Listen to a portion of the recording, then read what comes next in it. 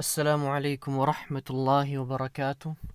الحمد لله والصلاة والسلام على رسول الله وعلى آله وأصحابه ومن والاه وبعد. النوع الثاني، حدیث کی دوسری قسم الحسن. دوسری قسم کون سی ہے؟ حسن ہے، الحدیث الحسن. قال الخطابی، اس کی تعریف کی امام خطابی رحمہ اللہ نے، ہوا ما عرف مخرجہ واشتہر رجالہ. حسن کہتے ہیں اس حدیث کو جس کے مخرج کا علم ہو اور اس کے رجال مشہور ہو. کیا سمجھے؟ ہوا ما عرف مخرجہ، مخرج سے مراد ہے سند کے اندر آنے والے روات، سند کے اندر آنے والے ایک ایک راوی کا علم ہونا چاہیے. مخرج کے معنی کیا ہوتے ہیں؟ نکلنے کی جگہ، یعنی حدیث کہاں سے نکل کر آ رہی ہے، کہاں سے نکل کے آئی ہے، یعنی کس کس کے پاس سے ہوتے ہوئے آئی ہے، سب کا پتہ ہونا چاہیے. تو دوسرے لفظوں میں ان کی مراد یہ ہے کہ سند متصل ہو، کیونکہ ظاہر ہے جب ایک ایک راوی کے بارے میں آپ کو پتہ ہونا چاہیے، کوئی راوی چھوٹ نہ جائے، تو دوسرے لفظوں میں یہی تو کہنا چاہ رہے ہیں کہ سند متصل ہو. کیونکہ اتصال سند کا ہونا کب معلوم ہوتا ہے؟ جب ایک ایک راوی کے بارے میں ہمیں پتہ چل جائے کہ کس کس نے کس سے روایت کیا، کس نے کس سے بیان کیا، کس نے کس سے بیان کیا. تو وہی آپ پہ کہہ رہے ہیں عرف مخرجہ، جس کے مخرج کا پتہ ہو، حدیث کس کس سے ہوتے ہوئے آئی ہے. ٹھیک، اتنی بات سمجھ میں آ گئی.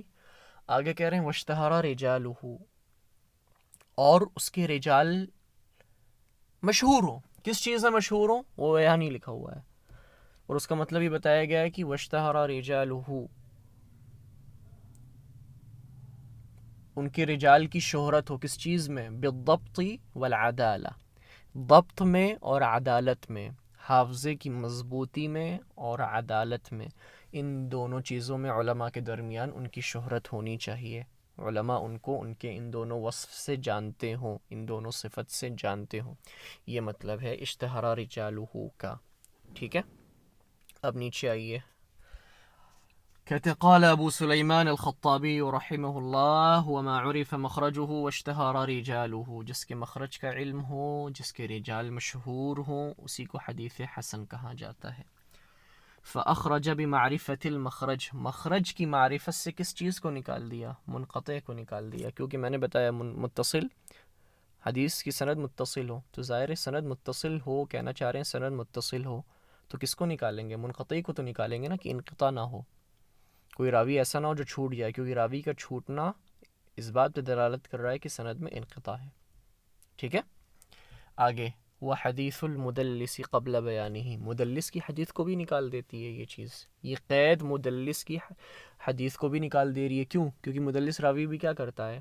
ہیرا پھیری کرتا ہے، بیچ سے راوی کو ہٹا دیتا ہے اس انداز سے کہ سامنے والا نہ سمجھ پائے. تو وہاں پر بھی ایک طریقے کا انقطاع پایا گیا کہ نہیں پایا گیا؟ یا آپ یہ کہہ سکتے ہیں دوسرے لفظوں میں کہ مدلس راوی کیا کرتا ہے؟ یا تو راوی کو ہٹا دیتا ہے، اور یا تو راوی کو اس کے مشہور نام نہ لے کر ایک ایسے نام سے اس کو بیان کرتا ہے جس کے بارے میں پتہ نہ ہو. تو دیکھیے دونوں کیسوں میں مخرج کا نہیں پتہ چل پایا. اگر اس نے سرے سے راوی کو گرا دیا ہے تو بھی مخرج کا نہیں پتہ چل پایا کہ حدیث کس سے نکل کر آئی ہے. اور اگر راوی کو اس کے مشہور نام سے نہ بیان کر کے کسی غیر معروف نام سے اس کو بیان کیا، کیونکہ اس کے اندر کوئی ضعف پایا جا رہا تھا، کوئی کمزوری پائی جا رہی تھی، اگر وہ مشہور نام سے اس کو بیان کرتا تو لوگ سمجھ جاتے کہ یہ تو وہی ہے جو ضعیف ہے، یا یہ تو وہی ہے جس کے اندر علت پائی جا رہی ہے. تو اس کو وہ ایک ایسے نام سے بتاتا ہے جو لوگوں میں غیر معروف ہوتا ہے. ٹھیک ہے، مثال کے طور پر اس کی کنیت استعمال کر دی، کنیت سے مشہور ہے تو اس کے نام کو استعمال کر دیا. تو یہاں پر بھی جب وہ نام استعمال کر دے گا تو اب ہمیں مخرج کا پتہ چلا؟ نہیں پتہ چلا، کیونکہ وہ اس نام سے معروف ہی نہیں ہے علماء کے درمیان. تو اسی لیے کہہ رہے ہیں کہ مدلس کی حدیث کو بھی نکال دیا. بات سمجھ میں آ گئی کہ نہیں آئی؟ منقطع نکل گئی اور مدلس کی حدیث نکل گئی. اچھا، مخرج کی قید سے. اچھا، اب آگے آئیے. آگے کہتے ہیں قال ابن دقیق العید، ابن دقیق العید نے کہا ہے وَهَذَا الْحَدُّ صَادِقٌ عَلَى الصَّحِيحِ أَيْضًا، کہ یہ تعریف تو صحیح پر بھی صادق آتی ہے. صحیح کے بھی مخرج کا پتہ ہوتا ہے، یعنی اس کے روات کا بھی ہمیں علم ہوتا ہے، اس کی سند بھی متصل ہوتی ہے. اور واشتہر رجالہ بالضبط والعدالہ، اس کے جو رجال ہوتے ہیں وہ بھی عدالت اور ضبط میں وہ بھی مشہور ہوتے ہیں علماء کے درمیان، وہ بھی معروف ہوتے ہیں. تو کہہ رہے ہیں یہی سیم تعریف تو صحیح پر بھی صادق آ رہی ہے. اس طریقے سے تو فیدخل فی حد الحسن، حسن کی تعریف میں تو صحیح بھی داخل ہو گئی. بالکل اعتراض صحیح ہے ان کا کہ آپ نے ایک ایسی تعریف کی ہے جو بالکل بھی صحیح نہیں ہے، غیر منضبط تعریف ہے، فٹ نہیں ہے یہ. کیوں؟ کیونکہ تعریف آپ حسن کی کر رہے ہیں لیکن اس میں صحیح بھی داخل ہو جا رہی ہے، اور ابھی آگے آئے گا کہ ضعیف بھی داخل ہو جا رہی ہے کیونکہ اس کے رجال بھی تو مشہور ہوتے ہیں. یہ تو ہم الگ سے ہمیں کہنا پڑ رہا ہے کہ واشتہر رجالہ بالضبط والعدالہ، ورنہ ضعیف راوی کے رجال بھی تو مشہور ہوتے ہیں لیکن کس چیز میں مشہور ہوتے ہیں؟ بالضعف، اپنے ضعف میں مشہور ہوتے ہیں. ٹھیک ہے، چلیے آگے کیا کہتے ہیں. وَكَذَا قَالَ ابن الصلاح وصاحب المنہل الروی، کہ یہی سیم بات کہ یہ تعریف صحیح حدیث پر بھی صادق آتی ہے، یہی سیم بات ابن صلاح نے بھی کہی ہے، یہی اعتراض ان کا بھی ہے. وصاحب المنہل الروی، اور ابن جماعہ کا بھی یہی اعتراض ہے جو اس کتاب کے مصنف ہیں. اچھا، آگے ایک عبارت آ رہی ہے جو بہت پیچیدہ ہے. ٹھیک ہے، اس کو سمجھنے سے پہلے آپ کو اوپر ایک چیز بتانی ہے، اس کو سمجھیے. وہ کیا ہے؟ جو لکھا ہے نا وَهَذَا الْحَدُّ صَادِقٌ عَلَى الصَّحِيحِ أَيْضًا فَيَدْخُلُ فِي حَدِّ الْحَسَن. ابن دقیق العید کی یہ عبارت ہے. کیا کہتے ہیں، امام سیوطی نے یہاں پر پوری عبارت نقل نہیں کی ہے، چھوڑ دیا ہے تھوڑا سا حصہ. اس کی وجہ سے اگلی جو عبارت ہے اس سے سمجھنے میں بڑی دقت ہو رہی ہے. اگر آپ اوپر، کیونکہ آگے پتہ ہے کیا کہہ رہے ہیں، وہ اجابت ترمذی کہہ رہے ہیں، ترمذی جواب دے رہے ہیں. تو ترمذی کس چیز کا جواب دے رہے ہیں؟ ظاہر ہے اوپر کوئی چیز بھی تو آنی چاہیے جس کا وہ جواب دیں، تو وہ چیز تو اوپر لکھی نہیں ہے. کیونکہ اگر آپ دیکھیں یہاں پہ غور کریں تو ترمذی کیا کہتے ہیں، ان الصحیح اخص منہ ودخول الخاص فی حد العام ضروری. جو بات ابن دقیق العید نے اوپر کہی ہے وہی سیم بات تو یہ بھی یا دوسرے لفظوں میں کہہ رہے ہیں نا. تو پھر یہاں پہ جواب کس چیز کا دے رہے ہیں جب وہی بات وہ بھی کہہ رہے ہیں؟ پتہ چلا کہ اوپر جو بات لکھی ہے یہ اس کا جواب ہے ہی نہیں، بیچ میں عبارت چھوٹ چکی ہے. دیکھیے عبارت یہ ہے، یہ لکھا ہے نا وَهَذَا الْحَدُّ صَادِقٌ عَلَى الصَّحِيحِ أَيْضًا فَيَدْخُلُ فِي حَدِّ الْحَسَن. اس کے بعد جب امام ابن دقیق العید نے یہ کہا کہ یہ تعریف صحیح پر بھی صادق آتی ہے، حسن میں، حسن کی تعریف میں صحیح بھی داخل ہوتی ہے، حدیث صحیح بھی داخل ہوتی ہے. آگے لیکن ایک تعویل کرتے ہیں امام ابن دقیق العید، خطابی کی طرف سے جواب دینے کی کوشش کرتے ہیں، تعویل کرتے ہیں. اور وہ کیا کہتے ہیں؟ كأن الخطابی يريد ما لم يبلغ درجة الصحیح. گویا کہ یہاں پہ امام خطابی یہ کہنا چاہ رہے ہیں کہ اس کے رجال جو مشہور ہیں، ان کی جو شہرت ہے وہ شہرت تو ہے لیکن وہ اس درجے تک نہیں پہنچتی جو شہرت عدالت اور ضبط میں صحیح کے روات کی پہنچتی ہے. یہاں پر انہوں نے کیا کیا، غور کیجئے. یہاں پہ ابن دقیق العید نے اپنے اس جملے میں تعریف کو قید کر دیا، ایک ایسی قید لگا دی جس کی وجہ سے صحیح حدیث صحیح جو ہے وہ حسن کی تعریف سے نکل جائے، آؤٹ ہو جائے، داخل نہ ہو پائے. کیونکہ ظاہر ہے جب آپ یہ کہہ دیں گے کہ اس کے رجال مشہور ہوں لیکن ان کی وہ شہرت صحیح روات کی شہرت تک نہ پہنچے، ان سے نیچے ہو، ما لم یبلغ درجۃ الصحیح، صحیح کے درجے تک ان کی شہرت نہ پہنچے، صدق میں یعنی عدالت اور ضبط میں ان کی جو شہرت ہے علماء کے درمیان وہ صحیح روات کے درجے تک نہ پہنچے. تو جب آپ یہ قید لگا دیں گے، یہ قید جب آپ لگا دیں گے تو صحیح حسن سے باہر چلی جائے گی کہ نہیں چلی جائے گی؟ بتائیے. چلی جائے گی نا، ظاہر چلی جائے گی کیونکہ پھر کوئی اعتراض باقی نہیں رہے گا. اسی کا جواب امام تبریزی نے نیچے دیا ہے کہ یہ قید لگانا آپ کا صحیح نہیں ہے. کیوں صحیح نہیں ہے اس کو سمجھیے. وہ ایسے صحیح نہیں ہے کیونکہ حسن عام ہے، حسن عام ہے اور صحیح خاص ہے. وہ کیسے، اب اس کو بھی سمجھیے. یہ تھوڑا سا نا اصل میں منطقی الفاظ استعمال کر لیا ہے تو آپ کو دقت ہوگی اور مجھے بھی دقت ہوگی سمجھانے میں. تھوڑا سا اس میں دماغ دونوں کو چلانا ہوگا. ہو سکتا ہے ابھی بھی نہ سمجھ میں آئے لیکن میں کوشش کروں گا سمجھانے کی جتنا سمجھا سکوں. کہتے ہیں کہ حسن عام ہے اور صحیح خاص ہے. وہ کیسے خاص ہے؟ دیکھیے حسن پہلے کیسے عام ہے اس کو جانیے. حسن کا راوی خفیف الضبط ہوتا ہے کہ نہیں ہوتا ہے؟ بالکل ہوتا ہے. صحیح کا راوی تام الضبط ہوتا ہے، لیکن صحیح کا جو راوی تام الضبط ہوتا ہے وہ کبھی نہ کبھی خفیف الضبط رہا ہوگا کہ نہیں رہا ہوگا. ظاہر ہے کہ انسان بچہ پڑھتے شروع میں تو خفیف الضبط ہوتا ہے نا، حافظے میں تھوڑی نا وہ پختگی ہوتی ہے. وہ تو دھیرے دھیرے پڑھتے اس اعلیٰ مقدار، اس اعلیٰ رتبے تک وہ پہنچتا ہے نا. تو جو راوی تام الضبط تھا وہ کبھی نہ کبھی خفیف الضبط بھی تھا کہ نہیں تھا.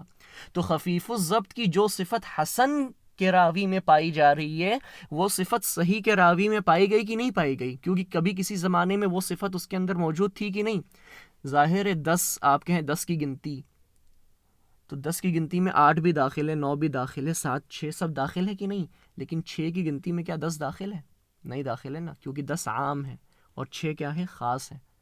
تو آپ 6 کو تو 10 میں ڈال سکتے ہیں، لیکن 6 کے اندر 10 کے اندر تو 6 کو ڈال سکتے ہیں، لیکن 6 کے اندر 10 کو نہیں ڈال سکتے ہیں. سیم ایسے یہاں پر خفیف الضبط کی جو صفت ہے یہ عام ہے، صحیح میں بھی پائی جا رہی ہے اور حسن میں بھی پائی جا رہی ہے. تو گویا کہ حسن عام ہو گیا کہ نہیں؟ حسن اسناد عام ہے اور صحیح خاص ہے. وہ کیسے خاص ہے؟ صحیح کے اندر کی جو تام الضبط ہے، صحیح حدیث کے جو راوی ہیں ان کے اندر جو تام الضبط کی صفت پائی جا رہی ہے وہ صرف صحیح میں پائی جا رہی ہے، حسن میں نہیں پائی جا رہی ہے. پتہ کیا چلا؟ یہ خاص ہے اور حسن لیکن عام ہے. کیوں؟ کیونکہ وہ صفت یہاں بھی پائی جا رہی ہے اور یہاں بھی پائی جا رہی ہے. اب قاعدہ یہ ہے کہ خاص کو عام سے آپ نکال نہیں سکتے. آپ خاص کو، اب مثال کے طور پر ایک نام ہے انسان ایک لفظ انسان ہے اور ایک طرف محمد ہے. تو ہر محمد تو انسان ہو سکتا ہے، لیکن کیا ہر انسان محمد ہو سکتا ہے؟ نہیں، کیونکہ انسان عام ہے اور محمد خاص ہے. ہر محمد تو انسان ہوگا لیکن ہر انسان محمد نہیں ہو سکتا ہے. تو آپ مجھے یہ بتائیے، محمد جو کہ خاص ہے، انسان کے زمرے سے اس کو آپ باہر نکال سکتے ہیں؟ کچھ بھی آپ کر لیں نہیں نکال سکتے ہیں. کہ آپ محمد کو جانور بنائیں گے تاکہ انسان کے زمرے سے باہر نکالیں؟ تو پتہ چلا آپ اس کو نہیں نکال سکتے ہیں عام کے زمرے سے. چاہے آپ کوئی بھی قید لگا دیں، قید اگر آپ لگا کے نکالنا چاہیں گے تو یہ عام کی جو تعریف ہے اس میں خلل پیدا کر رہی ہے. کیونکہ عام کی تعریف ہے جو عام آپ نے اصول فقہ میں پڑھا ہے، اس کی تعریف کیا ہے؟ اللفظ المستغرق لجمیع افرادہ بلا حصر. عام اپنے اندر تمام افراد کو محیط کر لیتا ہے، گھیر لیتا ہے. ٹھیک ہے، سب کو شامل ہوتا ہے عام. تو جب سب کو شامل ہے تو جو خاص ہے اس کو شامل ہوگا کہ نہیں ہوگا؟ بالکل ہوگا. اب آگے پڑھیے عبارت. اتنی جو لمبی تفصیل میں نے بتائی ہے نا، صرف آگے کی ایک لائن کو سمجھانے کے لیے بتائی ہے، وہ بھی مجھے نہیں پتا کتنا آپ سمجھ پائیں گے، لیکن ہو سکتا ہے شاید سمجھ جائیں. اب میں نے آپ کو بتایا اوپر کہ امام ابن دقیق العید نے صحیح کو حسن سے نکالنے کے لیے الگ سے ایک قید لگا دی. وہ قید یہ لگائی ما لم یبلغ درجۃ صحیح، کہ وہاں شہرت سے مراد ہے کہ وہ رجال مشہور تو ہوں لیکن صحیح کے درجے تک نہ پہنچیں، صحیح کے روات کے درجے تک ضبط کے اندر نہ پہنچ پائیں. تو اس طریقے سے صحیح کو آپ نے حسن کی تعریف سے نکال دیا نا. اب تو اعتراض ختم ہو گیا نا. لیکن کہہ رہے ہیں کہ نہیں، یہ عمل آپ کا قید لگانا یہاں پر یہ صحیح نہیں ہے. کیوں؟ کیونکہ یہ عام کی تعریف میں خلل پیدا کر رہا ہے. کیونکہ عام تو تمام افراد کو محیط ہوتا ہے، سب کا استغراق کیے ہوتا ہے. تو وہ خاص کو کیسے آپ عام سے نکال کے الگ کر سکتے ہیں؟ اسی چیز کو بس یہاں پہ بتانے کے لیے کہتے ہیں وہ اجابت ترمذی. امام ابن دقیق العید نے جو قید لگانے کی بات کہی تھی اس کا جواب دیا تبریزی نے، اور کہا ہے بأنه سیأتی، جو جواب آگے آ رہا ہے، اور وہ کیا ہے؟ ان الصحیح اخص منہ ای من الحسن، کی صحیح حسن سے زیادہ خاص ہے. میں نے بتایا کیسے خاص ہے، بتا چکا ہوں میں، یاد رکھیے گا. ودخول الخاص فی حد العام ضروری، اور خاص کا عام کی تعریف میں داخل ہونا لازمی شے ہے. میں نے بتا دیا کہ ہر محمد انسان ہوگا لیکن ہر انسان محمد نہیں ہو سکتا ہے. ٹھیک ہے. تو یہاں پر بھی وہی کہہ رہے ہیں محمد جیسے انسان کے زمرے میں داخل ہوا کہ نہیں, جو انسان جو کہ عام ہے, محمد جو کہ خاص ہے, تو خاص عام کی تعریف میں داخل ہو رہا ہے کہ نہیں. آپ اس کو کچھ بھی کر لیں, آپ نہیں نکال سکتے محمد کو انسان کے زمرے سے. تو کہہ رہے ہیں کہ لازمی شے ہے, خاص کا عام کی تعریف میں داخل ہونا ایک لازمی شے ہے, داخل ہو کے رہے گی یہ چیز. وَالتَّقْيِيدُ بِمَا يُخْرِجُهُ عَنْهُ مُخِلٌّ لِلْحَدِّ, اور تعریف کو قید کر دینا اس چیز کے ساتھ جو خاص کو عام سے نکال دے, یہ قید لگانا حد کو بیکار کر دے رہا ہے, اس میں خلل واقع کر رہا ہے, اس تعریف کو برباد کر رہا ہے جو عام کی بنائی گئی ہے. عام کی تعریف کیا ہے؟ وہ اپنے تمام افراد کو محیط ہوتا ہے, سب کا استغراق کیے ہوتا ہے. تو یہاں پر آپ کیسے خاص کو عام سے نکال سکتے ہیں؟ عبارت کو پھر سے لکھیے, اس کا مرجع لکھیے, نہیں بھول جائیں گے. وَالتَّقْيِيدُ بِمَا يُخْرِجُهُ أي وَالتَّقْيِيدُ بِمَا يُخْرِجُ الْخَاص عن حد العام. ٹھیک ہے, یخرجوہ میں ہو کا مرجع خاص ہے اور عنہ میں ہو کا مرجع حد العام ہے. تو عن حد العام, ٹھیک ہے, ایسے لکھ لیجئے, یہ کاپی میں لکھ لیجئے کہ وَالتَّقْيِيدُ بِمَا يُخْرِجُ الخاص عن حد العام مخل للحد, اور تعریف کو قید کر دینا اس چیز کے ساتھ جو خاص کو عام کی تعریف سے نکال دے, الگ کر دے, یخرجو نکال دے, الگ کر دے, مخل للحد, یہ تعریف کو بیکار کر دے رہی ہے جو عام کی تعریف ہے. اور عام کا مطلب ہی کیا ہوتا ہے؟ وہ تمام افراد کو شامل ہوتا ہے, سب کو. کہتی نہیں عام بیماری پھیلی ہے یہ سب میں, مطلب وہ بیماری سب میں ہے, کوئی اس سے بچا نہیں ہے. تو یہاں پر بھی جو خاص ہے وہ بھی عام میں داخل ہوتا ہے. وہ تو ایک نمایاں صفت ہوتی ہے جس سے وہ عام سے تھوڑا الگ ہو جاتا ہے, لیکن اس کی اصل تو عام میں داخل ہوتی ہے. بات سمجھ میں آ گئی کہ نہیں آئی؟ تو یہ بہرحال جو اعتراض میں نے آپ کو الگ سے بتایا ہے اس کا جواب تبریزی نے یہاں پر دیا ہوا ہے. جو تاویل انہوں نے پیش کی, امام ابن دقیق العید نے جو تاویل پیش کی ہے, جو قید لگانے کی کوشش کی ہے تاکہ حدیث صحیح اس تعریف سے جو حسن کی گئی ہے نکل جائے, اس پہ رد کیا ہے تبریزی نے. بات سمجھ میں آ گئی؟ ٹھیک ہے.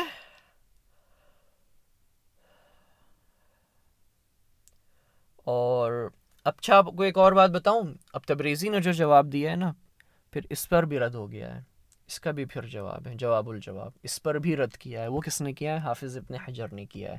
کہ تبریزی یہاں پہ جو بات سمجھ رہے ہیں نا کہ خاص عام میں داخل ہے اور یہ ہونا لازمی شے ہے, یہ چیز بھی صحیح نہیں ہے. اتنی لمبی بات بتائی اور وہ صحیح ہے بھی نہیں, لیکن میں آپ کو ابھی تبریزی کی عقل سے سمجھا رہا تھا.